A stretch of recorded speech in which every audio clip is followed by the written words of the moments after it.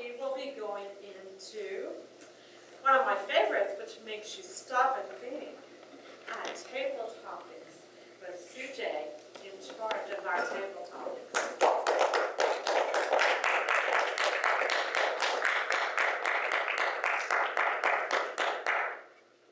Thank you, Madam Toastmaster. So if you are watching TV, and I'm sure you are watching TV nowadays, and if you are either watching TV and in sports, you must have noticed the big event that's going on now, the Olympics, right? So today I'm going to share a few facts or factoids about Olympics. I just pulled some information from the internet, so everybody knows how internet is true. So I'm going to give you a few facts and factoids, and I'm going to ask a few questions. So the Olympic Games is a major international event featuring summer and winter sports in which thousands of athletes participate in a variety of competitions. The Olympic Games are considered to be world's foremost sports competition, and more than 200 nations participate. So tell us, what is your favorite sports activity and why? Thank you, Table Topic Masters, fellow Toastmasters, and honored guest. My favorite, till 2 years back, it was something about running track mostly. But this year, the whole thing changed because of Michael Phelps. Because I've been watching that I was wanting him to get the world's topmost number of medals. I think he made it yesterday, 19 gold medals. So that is one of the top achievement as an American. And as for matter of fact, a citizen of the world. So right now, I am into swimming. Thank you.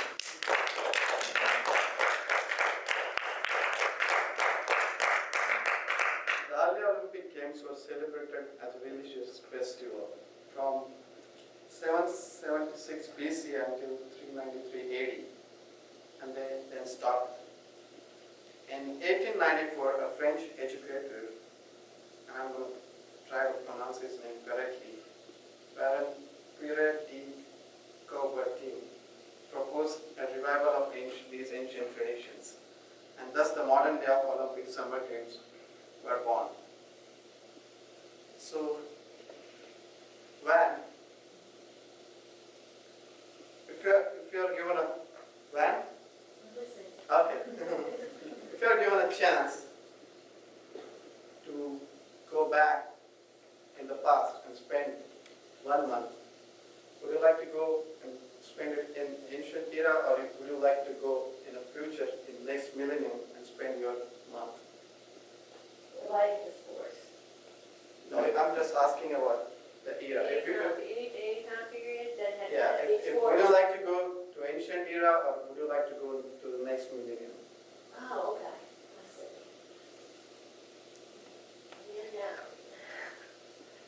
I think it'd be more fun to go to Vietnam, because then you have to rely more on yourself and what you face.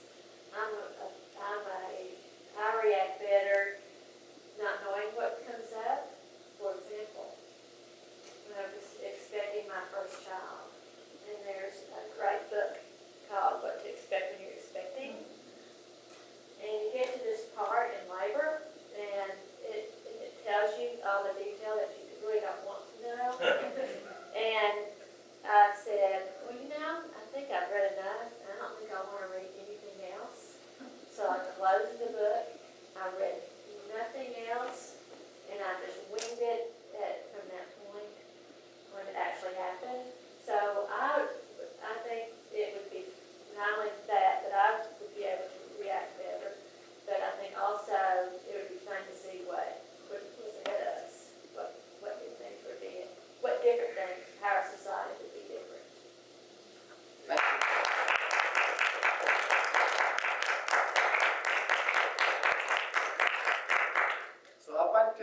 1994. So from 1894 to 1994, Olympics were held every 4th year, and those were summer Olympics.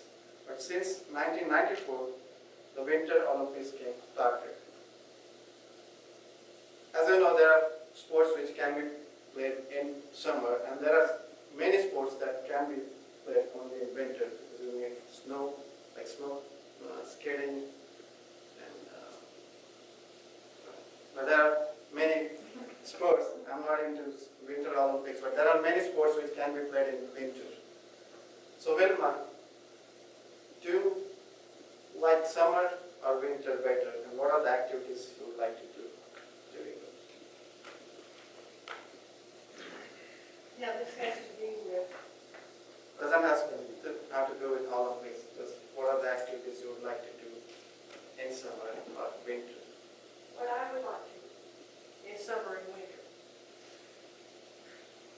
Summer is my favorite time because I stay cold a lot.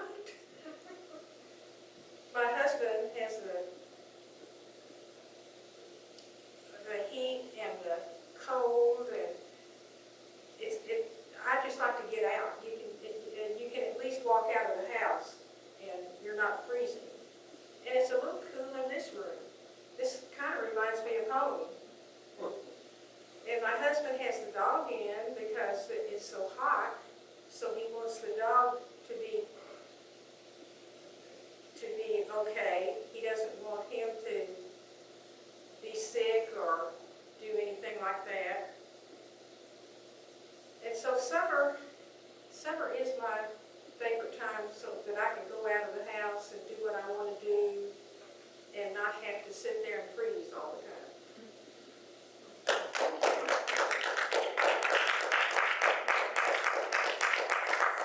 Maybe I did not make this clear. So I'm going to give you the factoids about Olympics, and my questions not necessarily has to do with Olympics, and so does your answer. You can answer the way you want. It doesn't have to be related to Olympics. So my next factoid is the 5 Olympic rings represent the 5 major regions of the world: Africa, the Americas, Asia, Europe, and Oceania.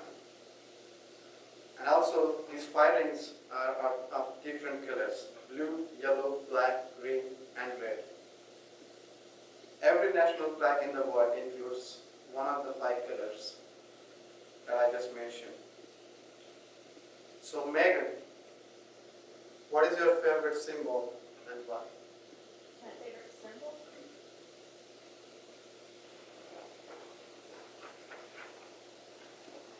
My favorite symbol.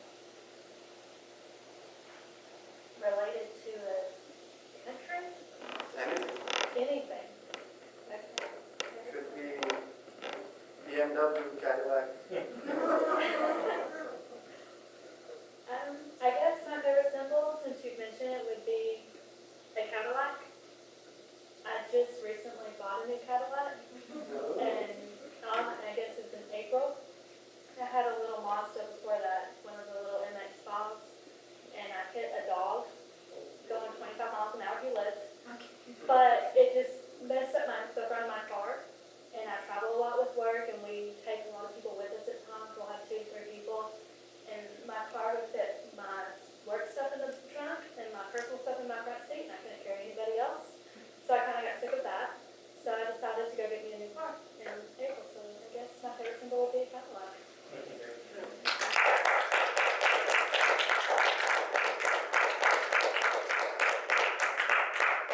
think so does Vilma's favorite symbol is Cadillac. So the gold medals awarded now are not actually gold made of pure gold. They are made of silver and then plated with gold. And you can imagine why. And that probably doesn't matter to the athletes because they work so hard to earn the gold medal. And nobody's going to go and melt them and see what's inside. They just love it for being gold medal. So 1912 was the last gold medal that was awarded. That was made of entirely gold. But since then it's been silver and plated with gold. So Roger, do Do you think the quality of goods have deteriorated over the period, like the goods we use nowadays, the quality has gone down? Say that last part again, the what we use? Like the goods that we use now, if the quality of the goods has gone down? Okay. I understand, thank you. Mr. Tabletopics Master and fellow Toastmasters, there is no question in my mind that the quality of goods and merchandise and even services has gone down pretty much across the board. Just today, I went to Sam's to buy a package of walnuts. We like to eat walnuts at our house. The last time I bought walnuts at Sam's, the price was much higher than it had been before. The price had gone from maybe $10 up to about $16 or $18 for the same size package. And today the price was back down to $11. And I thought, well, what's happened? Has there been a glut of walnuts now on the market and so they're cheaper? No, it's the size of the package. Have you noticed ice cream lately when you go to buy ice cream? You used to buy a half a gallon of ice cream. Now you're buying less than half a gallon in order to keep the price down. And that's just a symptom of this bigger problem. I think a lot of it is due to inflation. There are inflationary processes that are going on in our country and around the world that are causing prices to rise. And the price is very much connected to the value of the goods. And so I think it is definitely the case that the quality of our goods and services and other merchandise is going down.